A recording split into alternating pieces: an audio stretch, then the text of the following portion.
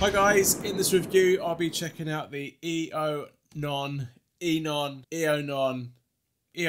P3 CarPlay Portable Display. This is a 7-inch IPS CarPlay and Android Auto portable display, and it also does screen mirroring from your mobile phone as well. It has 4 ways of sending its audio to your car stereo, including its built-in speaker, FM transmission, AUX wired cable connection, and Bluetooth stereo output as well. Okay, let's check out what comes in the box. Okay, so here's what you get inside the box. You get a user manual and warranty card. You get the 7-inch CarPlay display itself. There is a rather long, quite chunky 12-volt power adapter to power the display, and it gets connected to the display via USB-C. You got a super long rear-facing camera cable and the rear-facing camera itself, as well as adhesive pads and screws to attach the camera to your car. There's no auxiliary cable or any other additional cables that you get with the display itself. So if you do require auxiliary connection for this display, you will have to supply your own. Okay, so looking over the screen then, it is a 7-inch IPS display. We have the screen itself here with some slight chamfered edges, slightly thicker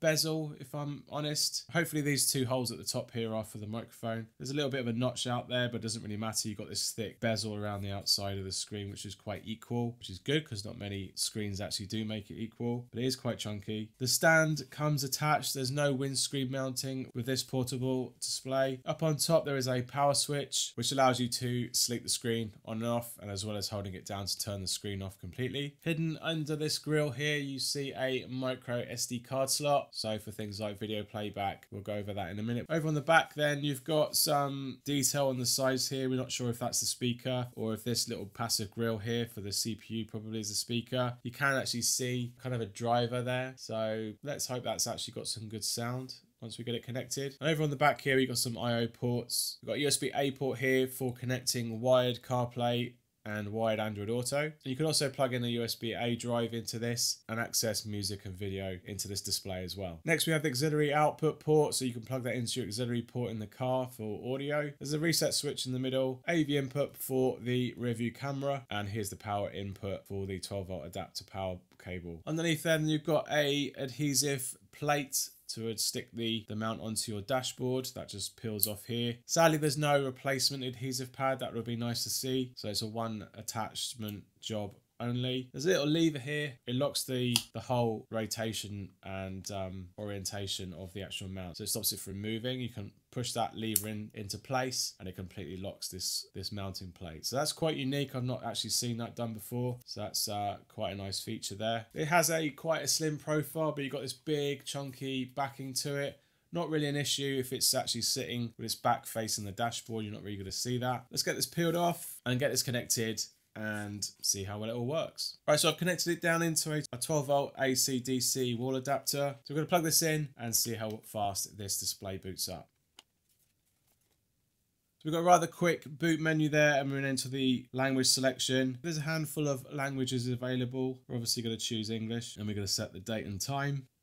Okay, so now we're into the main menu interface here. Quite a simple layout. We've got a media playback panel, a Bluetooth connection panel, and a shortcut panel which gives you quick access to CarPlay, Android Auto, Apple AirPlay mirroring, and Android Miracast. We have a back, home, and settings buttons across the top, time and date on the top left, Bluetooth and volume statuses on the top right. We can't tap them. We can drag down. We can connect to Wi-Fi, connect to Bluetooth, and set the FM transmission, as well as screen brightness, talkie volume, and music volume. We're going to whack all those up to the max first thing. Swipe up to close that section. Can't swipe left, can't swipe right, can't swipe up. So let's go back. We can't. Go home, we can't. And now we're going to go to the settings area. Here we can change the language again, connect to Wi-Fi. For Wi-Fi, we'll probably need that just for connecting to the phone for AirPlay and Miracast. Bluetooth for wireless Android Auto and wireless CarPlay, as well as in-car Bluetooth. Auxiliary output toggle on and off, change the date and time, change the brightness again. We've got some night mode here you can set by time. Volume, as we've seen before with those other sliders. We've got reverse camera mode that we can change with backup assist lines and the backup line settings. You've got factory reset and product information, which just tells you the model and the current software version. And that's pretty much it in a nutshell. So let's dive in. So tapping on each of these panels would obviously control the media playback that's available on the device that you plug into the USB, for example, or the TF card. Accessing Bluetooth will take you straight to the device name, which you can change. And you can also view available devices should you have multiple devices connecting to the display as well. Good to see. Here is basically like an app overview screen. From here, you can see the CarPlay and Android Auto and the mirroring apps available. Apps for playing back music and video. The FM transmission, so you can change the frequency, and the Bluetooth. This can't scroll, so that's all your apps basically on that one screen. So let's check out the onboard speaker and let's get first connected to Apple CarPlay. So we got our iPhone here, we're going to get it connected to Apple CarPlay. We're just going to select CarPlay first, and obviously being wireless, we first connect to the Bluetooth connection. Alright, so I'll say that's about 15-ish seconds, which is pretty good, which means that you can, as soon as you get in the car and you fire it up, it's going to power the display and get yourself into CarPlay relatively quickly. Now, obviously, it's not the best quality of screen display, but any higher, and for a display of this size, touch input of the UI is going to actually be reduced, so it will make it harder to touch in certain areas. So I can see why they've done a 1080p display. As always, I'm not really a big fan of chunky bezels. It would have been nice to keep the same real estate and increase the size a little bit, just so it looks a little bit more pro. If you do look at on the display straight on, I'd say the display is just slightly off to the top of the screen here. It's not really necessarily being cut off. You do see more black on the bottom than you do at the top, and the same with the sides. I see more of the right hand side than I do on the left. So in terms of alignment of the screen, it's always a little bit hit and miss on the more cheaper unlaminated type displays, because the display is a lot further away from the touch glass that's above it. So going through the menus, there's no way to change the navigation because there's no overrides for left and right side driving. So if you're in the UK and you do want that dock on the right, unfortunately you can't toggle that option within the display settings. So you are fixed with the left hand side dock, but that can easily be addressed with the future firmware should they decide to add that. So we're in CarPlay now. The wireless connection is not too bad.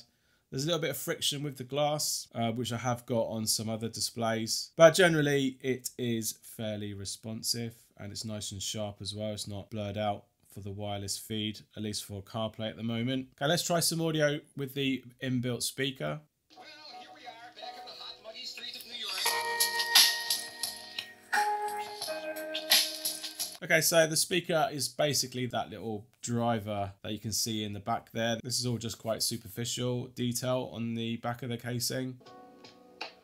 I'd say though the speaker isn't the best. They never really are. They're normally about 3 watts, and even though this is maxed out to 100%, the speaker isn't distorting, so that's a nice thing to see. I'm going to turn that down just sort of slightly and go back into audio.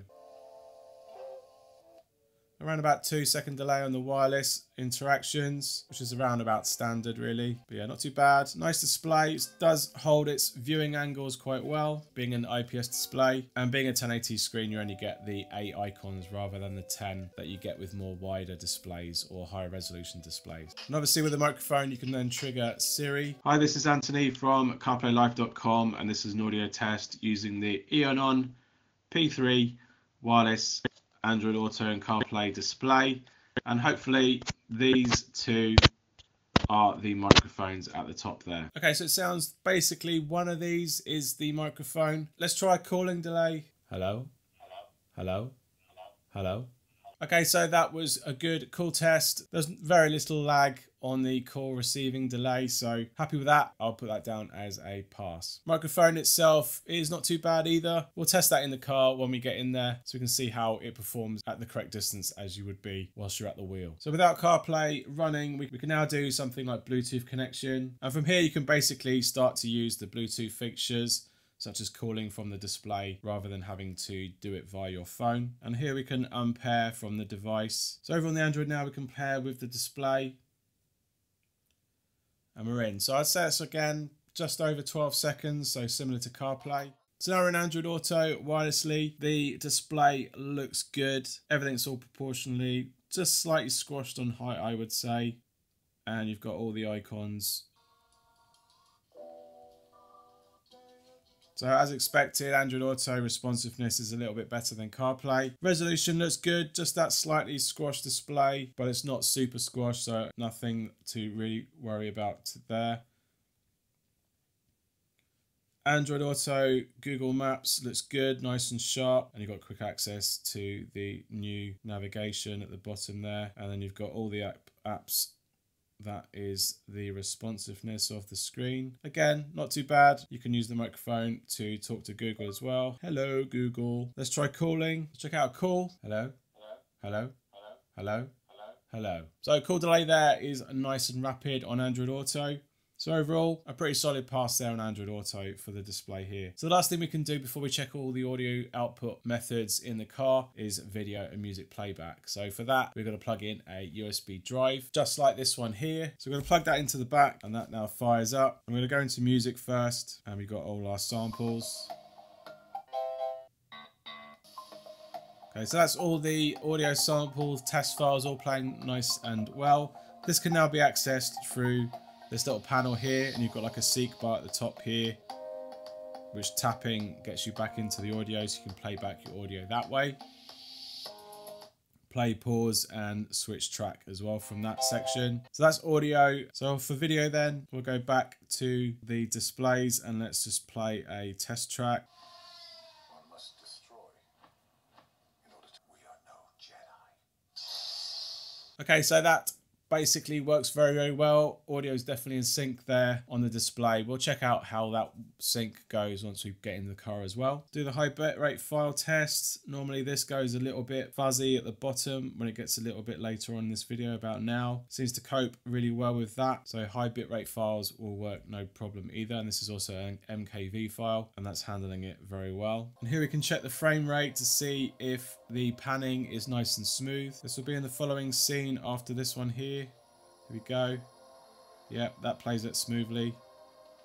No juddering or jolting there, and a good, decent frame rate. So a really solid pass there. That's the USB. The same experience would be with if you were to put in an SD card. And the fact that you've got an SD card at the top is nice. It's a bit more discreet rather than having this big USB drive sticking out the back. So before we jump in the car, let's try some wired CarPlay and wired Android Auto. So we're going to use the USB-A port again, and with it plugged in, we're going to connect up our Android first. And we're in, nice and quick. And obviously it's charging the phone at the same time, so that's really good to see. And obviously with wired Android Auto, things are going to be a little bit more rapid. In terms of changing track, and feedback is going to be a lot quicker as well. So that's wired Android. Let's go for wired iOS and CarPlay. Cool, about 4 or 5 seconds there in as well, just like Android Auto. So it's really good to see that they've actually included the USB port on this display. Many other displays that are selling today are removing them, unfortunately. So that means that you are forced to use wireless CarPlay and Android Auto, which is the most preferred thing that everyone seems to want. But it really is nice to see that you can actually plug in a Android or iPhone and use the same platform wired as well, because not everyone has a charger in the car or even a spare USB port to keep that phone charged. So supplying it out of the display via USB connection is the best of both worlds, in my opinion. Okay, so that's most of the features covered of the P3 display. Let's jump in the car now and see how well this performs both audibly as well as in a car environment as well. So I'll see you over there. Right, so we're in the Golf. It's absolutely miserable outside, and let's get going. So we've got the Eonon CarPlay display here ready to go, sitting on the dash. It's not stuck down yet. I'm just going to quickly show you that, and then we'll get it all powered up and go over the audio output options. Okay, so let's get this thing mounted up. So we've got a nice flat dash here. We're going to give it a bit of a clean, and then we're going to take off the adhesive, and then we're going to stick it down like so. Okay, so that's the screen stuck down. We've got to tilt it slightly towards us and lock that arm in place, which unfortunately now sticks out. So ideally that bar should have actually gone all the way back rather than forward. Then you've got no chance of it showing underneath the display, so that's a little bit of a nuisance. This cable is super long. You can definitely tuck it to the back of the dashboard, along the passenger side and down through the glove box, but you definitely got enough length there to get it to a nearby 12-volt adapter, if you have one in the car, that is. The feet at the bottom are quite nimble, so they will mold to a quite curved dashboard. The adhesive seems quite sticky, so it will hold the test of time, but that's now locked in there and it shouldn't be going anywhere. I was going to bring this over to the other side and down here so it's a little bit more of a nicer looking install, but if you've got the knack of getting into the dashboard, you could probably feed it into the air vents if you've got any air vents that are nearby, and get them into there, get the cable into there through the system and out through the bottom, and then you might have a little bit more of a nicer install. Again, you do have to think about all the audio options such as auxiliary. You will have to run another cable down the side here, but first let's test out the boot up time in the car. So we're going to start up and we're in nice and quick. So we're going to first get this connected to CarPlay first so we can get some audio playing out of it. Right, so now we're into the CarPlay system. Let's just try out the speaker for one more time.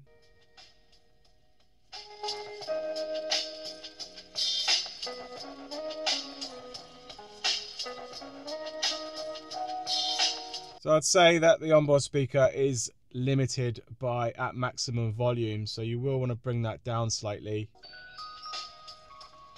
And the speaker's not too bad, honestly. It's probably a little bit better. It's got a better speaker because you've got a much more deeper casing. That's at the back there. So it's a little bit better than some other CarPlay displays, but it's only going to deliver you really good sort of narration or voice over calling perhaps from that speaker. You really wouldn't want to listen to music from it really. So let's carry on with the next best option, which is FM. So we'll come out of here. You can see that the CarPlay system is not too bad as we've seen before, and we're going to jump into the display settings and then we're going to head over to FM. Turn this on, takes a little while. You can use this to seek, which is nice and quick, which is really good to see. Some you just tap, takes ages. We want to go to 87.5. We can't go any less than that. No, we can't. Okay, 88.2. So now we're locked in. Going to save that on our radio down below. So we're going to come out of here now and go back into CarPlay and then play again.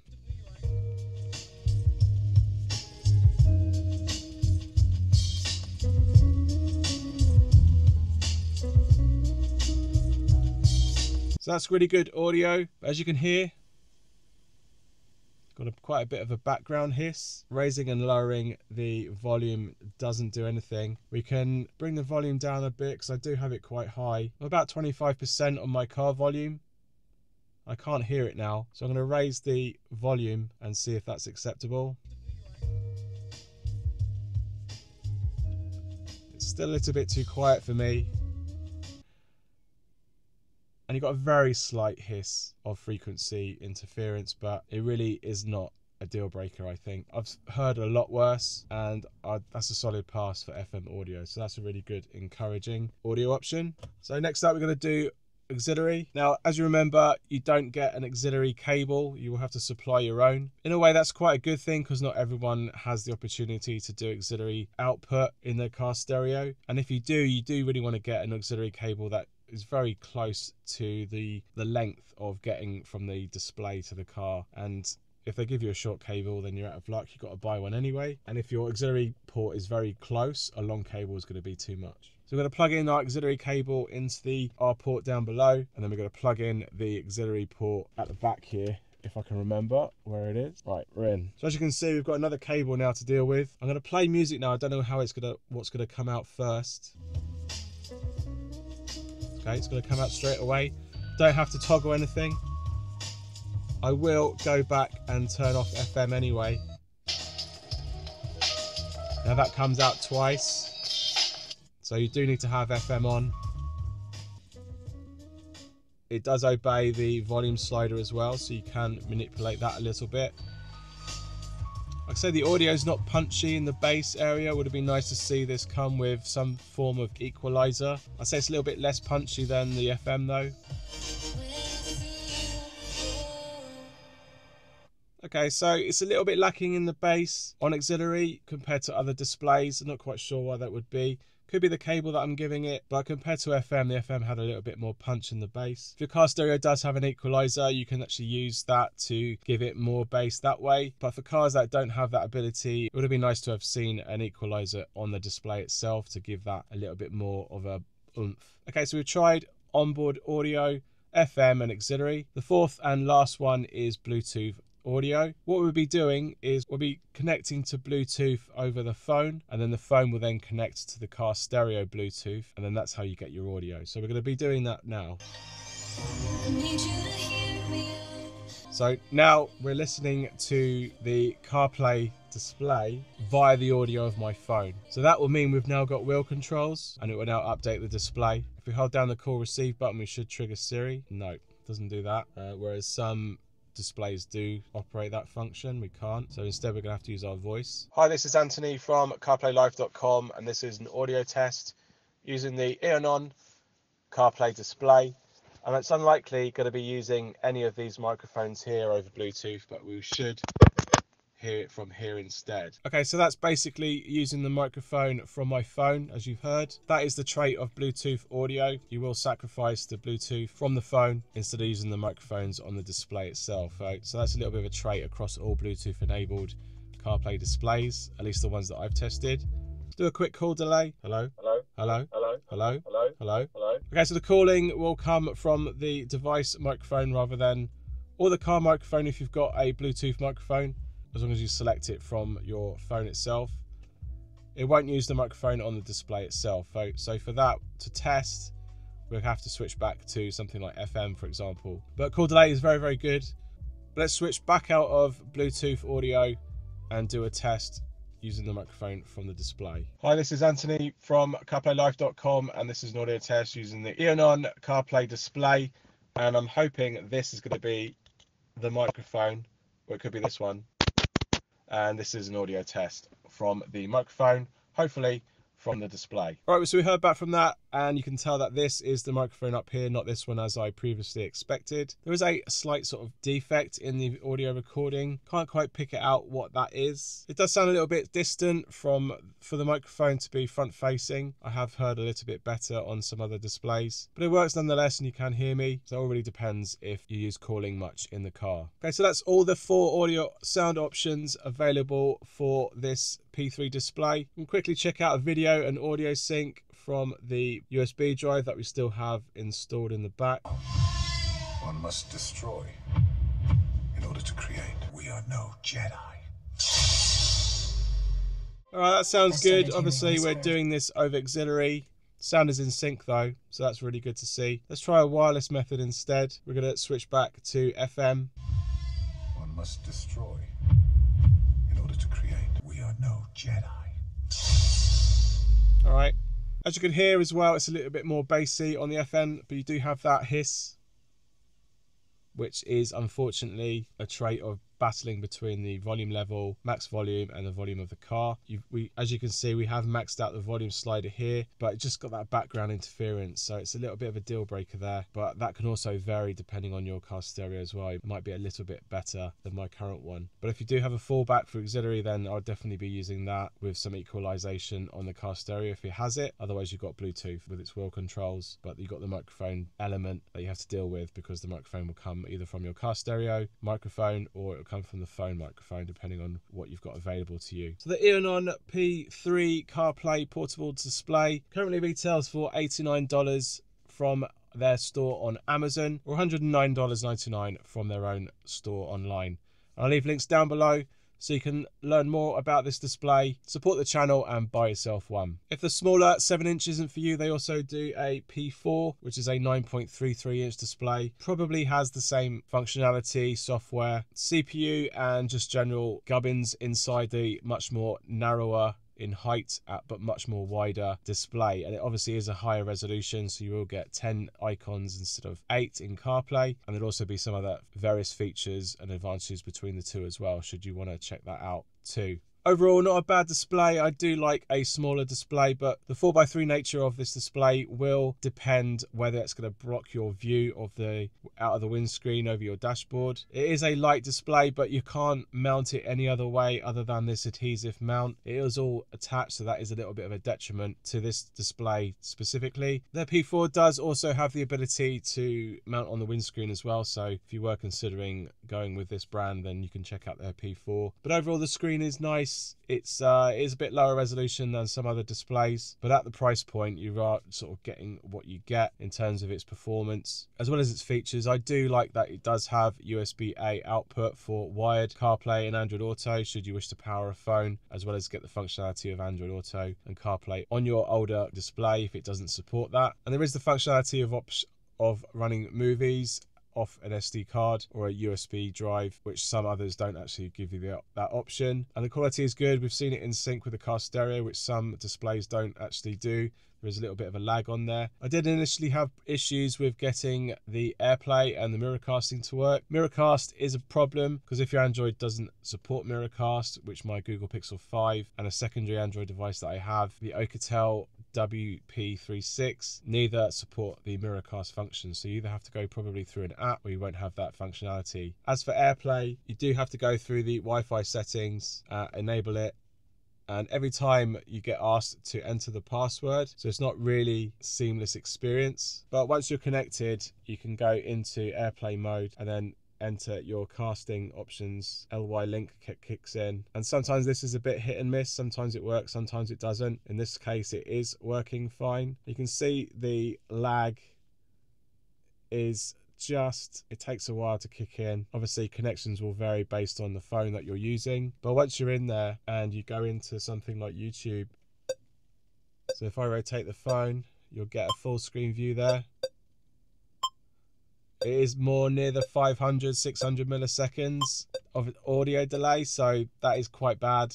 It's okay for passive viewing, but you wouldn't want to watch something with that amount of delay. So as for AirPlaying, it's not brilliant. They never really are brilliant on these displays. I couldn't get Miracast to work because it's not supported on my Android devices, and iOS there is a bit of a frame drop or at least a stutter, and the audio is quite far behind, as well as the frame rate isn't that up to speed either. So, and for a display that's only 7 inches, because you've got the cropped section of the display, you're really not that far off actually viewing it from like your phone anyway. So it's not really a feature that you'd want to operate in the car, I think, with a display like this, and none of them really do it that well, and it's something I'd rather avoid. So if you're just for CarPlay and Android Auto, then it does this quite well. If you're looking for something that does USB and SD card playback for videos or movies, as well as music, that supports that too. We've seen that the FM quality isn't really perfect unless you like volume on lower levels. If you want to max it out, it does struggle a little bit with some interference hissing. Auxiliary, the punch isn't there, but if you've got a car stereo with an equalizer, you can get probably around that. And we've seen that Bluetooth works just fine, but then you do have that trait with Bluetooth connections with wheel controls that you do have, but the microphone input will come from your phone, so you have to make sure that the phone is on a dashboard mount or located near you in the cockpit and not in a back pocket or in a backpack or in the back of the car, because it won't hear you that as well. But if your car stereo does have a Bluetooth connection and your car stereo does have a microphone input in the car, you can utilize that and get around that issue. But for its retail price of $89, it really is quite a bit of a bargain if you're after a small, quite compact display. Obviously, it is a case of you get what you pay for. So if you're after any of these features that I've mentioned in this video and they appeal to you, then definitely give this one a look. All right, thanks for watching, and I hope you found this video helpful. Give us a thumbs up if it has, and let me know in the comments down below if you have any questions about this display, and I'll try my best to answer them. If you'd like to support the channel, give us a super thanks along with your question or comment. Thanks again for watching, and I'll see you on the next one. Cheers. Bye.